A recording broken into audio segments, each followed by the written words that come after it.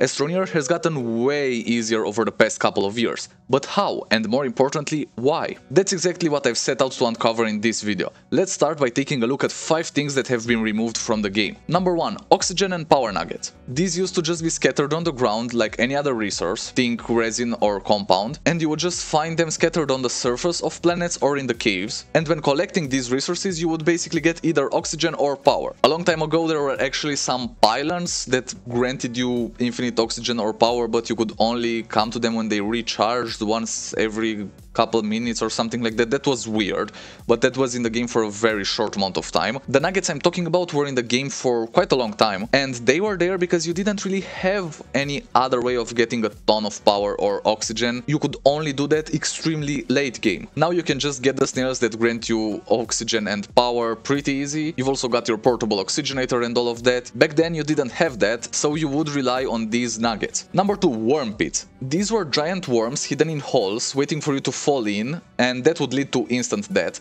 So one moment of not paying attention would lead to you falling in one of these worm pits, and if that wasn't bad enough, they were also hidden around corners or in hard to spot locations. Not all the time, but most of the time. You didn't really see them until you got extremely close, so not paying attention for just a couple seconds could get you in one of those wormholes. I have to admit I've fallen in them so many times, but I still enjoyed them in the game. Of course they got removed as well because players didn't like them and there was no replacement for them. For example, the acid pots, when those got removed we got the hisbines, which is a direct replacement of it. But for the wormholes we got no replacement, so there is no such thing in Astroneer at the moment. Number 3. Cavern lures. These were black blobs attached to the ceiling of caves. They also had a long tentacle that was waiting to grab you and drag you to the top. So you would just be walking through a cave, taking a corner or going into a dark area, and out of nowhere your character suddenly gets pulled to the ceiling and a dark blob starts munching on you. It's not an instant death like the worm pits. You can still get out of this if you dig it up and basically kill the cavern lure, but if they catch you it's pretty hard to get out of there. They were also really interesting to mess with because they would also grab items, so the tentacle is hanging down and if you put an item right underneath it they would also grab that and they would eat it. Once you kill one of these you can get all the items from within it, and sometimes in the caves they would eat random items before you got there so that you would know that somebody else got eaten up by this thing. That was a really dark kind of secret they had, because some of them just had random items, implying that they ate other players. These, I understand, could have been a little frustrating for some people because they were harder to spot, but they were extremely cool, and again, these got no other replacement in the game. There is no such thing right now. You can see all of the plants from a distance, and none of them can actually grab the player. The only thing that can manipulate your movement is the spine lilies and the pads that just throw you in the air. So if any Astroneer developers are listening to this right now, please bring the cavern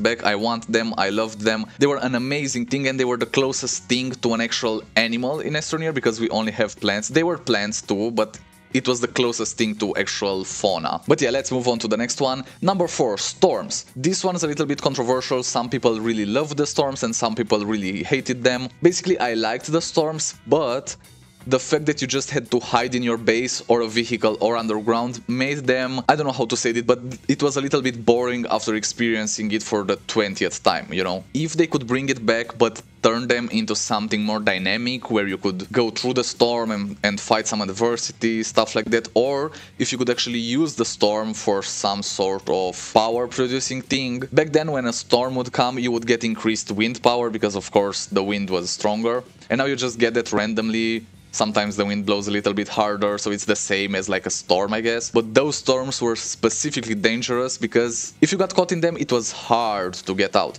You would need to dig a hole and hide underground, but you are not safe in the caves either, and that's because of tumbleweed. Speaking of, number 5, tumbleweed. These little spike balls were rolling around during storms, which were especially brutal on harder planets such as Glacio or Atrox. Basically, these were spike balls coming at you at speed, and if they hit you, you would get damage.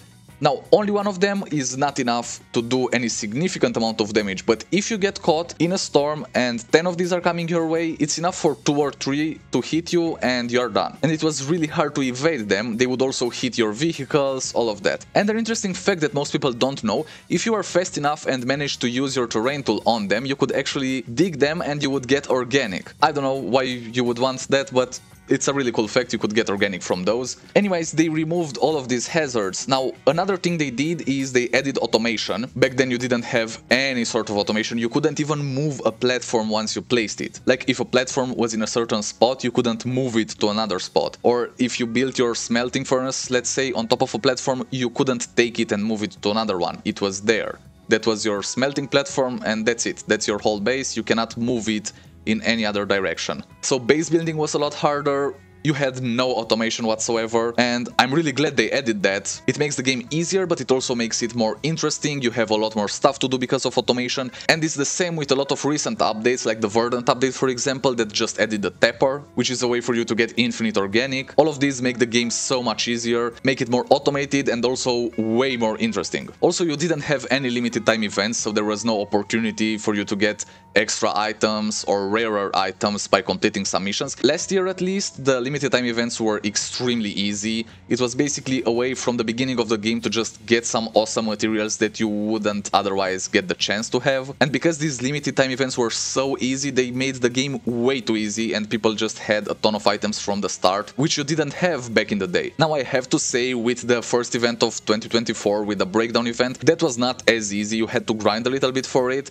And I'd like to see more of that. Bring some harder limited time events, because if they're too easy, the whole progression dynamic gets a little bit screwed up, so you know what I mean. Things just got way too easy over the past couple of years. As you can clearly see, almost all the removed things were dangerous for the player. Without all of these dangers, Astroneer players now have a way easier time playing the game and progressing to the story. But why did the developers want to make their game so much easier? Well, in another video we looked at the amount of people who completed certain achievements, and the numbers were low. So low, in fact, that I decided I had to get those numbers up by completing all of the achievements myself. That's why I've started a full Astroneer walkthrough series with videos coming out every Monday. Check out the playlist and I'll see you there.